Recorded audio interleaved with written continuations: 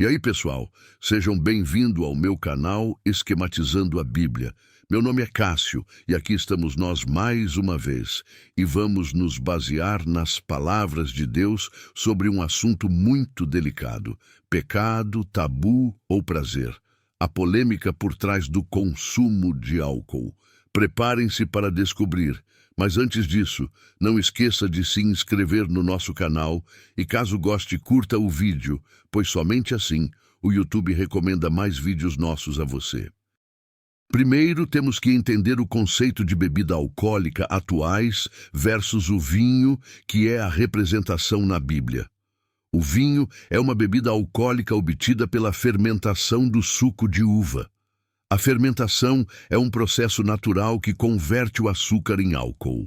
A cerveja também é uma bebida alcoólica obtida pela fermentação de um cereal, geralmente cevada. O vinho tem um teor alcoólico geralmente mais alto que a cerveja, varia de acordo com o tipo de cerveja, mas geralmente fica entre 4% e 6%. Já o vinho fica entre 12% e 15%. Ao contrário do que muitos cristãos ouviram quando cresceram, não é pecado beber álcool. As Escrituras em nenhum lugar condenam ou proíbem o consumo de níveis moderados de álcool. No livro de Lucas, Jesus bebeu vinho e os líderes religiosos acusaram Nosso Senhor de ser um bêbado. Vejamos.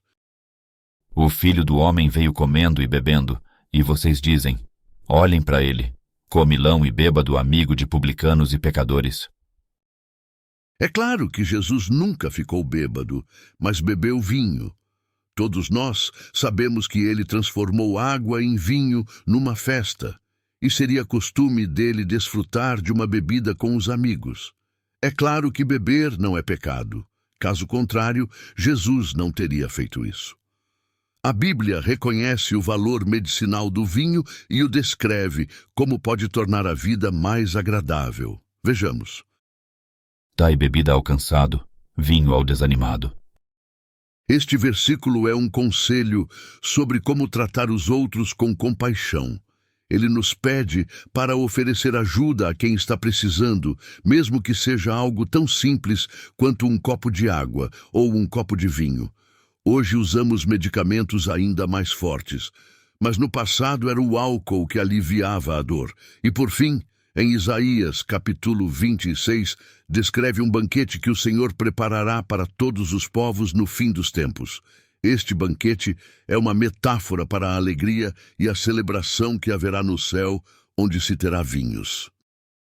E o Senhor dos Exércitos fará neste monte a todos os povos um banquete de cevados, banquete de vinhos puros, de tutanos gordos e de vinhos puros, bem purificados. Claro. Não sabemos exatamente como será a bebida que compartilharemos com o Senhor, mas sabemos que será algo maravilhoso e indescritível. É algo pelo que vale a pena esperar. Isso sugere que a bebida é algo maravilhoso e indescritível. No entanto, os cristãos são ordenados a evitar a embriaguez e a não permitir que seus corpos sejam dominados por ela. Na Bíblia, o vinho gerou alguns exemplos positivos, assim também negativos. As histórias negativas de embriaguez na Bíblia que vêm à nossa cabeça sobre excessos é a história de Noé, no livro de Gênesis, capítulo 9. Logo depois do dilúvio, quando a humanidade toda foi apagada, ele saiu da arca, e a primeira coisa que ele faz é plantar uma videira, ela logo dá o fruto à uva. Ele então faz vinho e acaba ficando bêbado, e o que acontece com ele é muito triste. O filho dele e o neto se aproveitam dessa situação. Noé acabou utilizando de uma forma incorreta o vinho, ou seja, bebendo de forma a não ter domínio próprio sobre suas ações, algo que causou para ele um dano muito grave, ficando nu. Isso era considerado uma vergonha na cultura da época. A história de Noé bebendo o vinho e ficando bêbado tem sido interpretada de várias maneiras. Alguns estudiosos acreditam que a história é simplesmente uma história engraçada sobre um homem que bebeu demais. Outros acreditam que a história é uma metáfora para a queda da humanidade.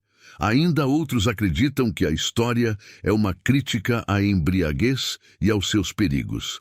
Independentemente da interpretação, a história de Noé bebendo vinho e ficando bêbado é um lembrete de que consumo excessivo de qualquer bebida alcoólica pode causar uma série de problemas.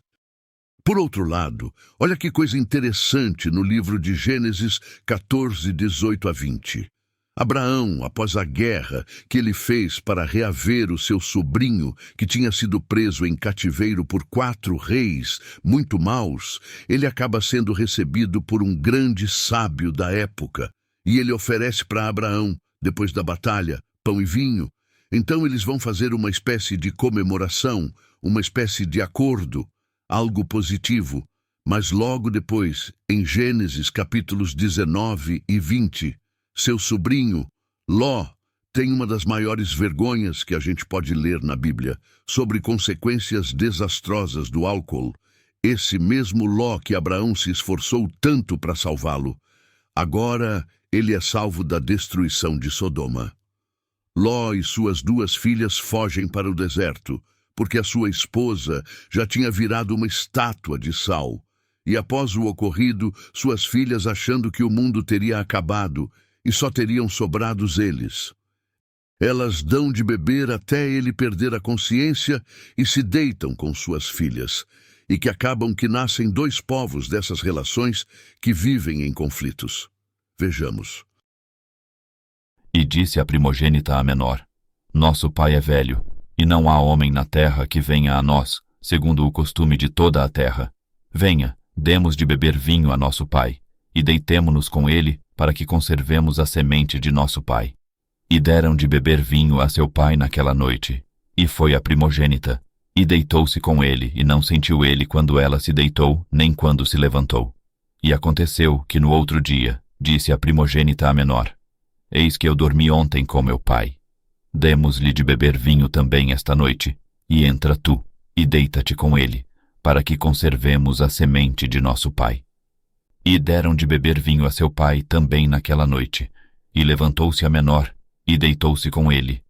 E não sentiu ele quando ela se deitou, nem quando se levantou. E conceberam as 2 filhas de Ló de seu pai. E a primogênita deu à luz um filho, e chamou-lhe Moabe. Este é o pai dos moabitas até ao dia de hoje. E a menor também deu à luz um filho, e chamou-lhe Ben-Ami. Este é o pai dos amonitas até ao dia de hoje. A história de Ló é um aviso contra os perigos do álcool. O consumo excessivo pode levar a um comportamento irresponsável e perigoso. Também pode levar a consequências desastrosas, como gravidez indesejada e doenças sexualmente transmissíveis. O rei Salomão diz que, quando entra vinho, sai um segredo. Salomão está advertindo sobre os perigos do álcool e pode levar as pessoas a falar coisas que elas não deveriam dizer e também a fazer coisas que elas não deveriam fazer. Salomão sabia disso por experiência própria. Ele era um homem sábio e poderoso, mas ele também era um homem que gostava de beber. Ele sabia que o álcool podia ser perigoso e ele advertiu os outros sobre isso. Portanto, a lição que podemos retirar desse roteiro é que o segredo é o limite, pois o que para algumas pessoas deveria acabar em um vinho doce, para outros se tornará um vinho amargo. O conselho de Paulo aqui é útil. Todas as coisas me são lícitas, mas nem todas as coisas são úteis. Todas as coisas me são lícitas, mas não serei escravizado por nada. 1 Coríntios 6:12. Infelizmente chegamos ao fim. Se gostou do vídeo, envie para aquela pessoa que precisa ouvir esse ensinamento da palavra e ajude a espalhar o Evangelho do Senhor. E até o próximo vídeo, e que a paz do nosso Senhor Jesus Cristo esteja contigo. Amém.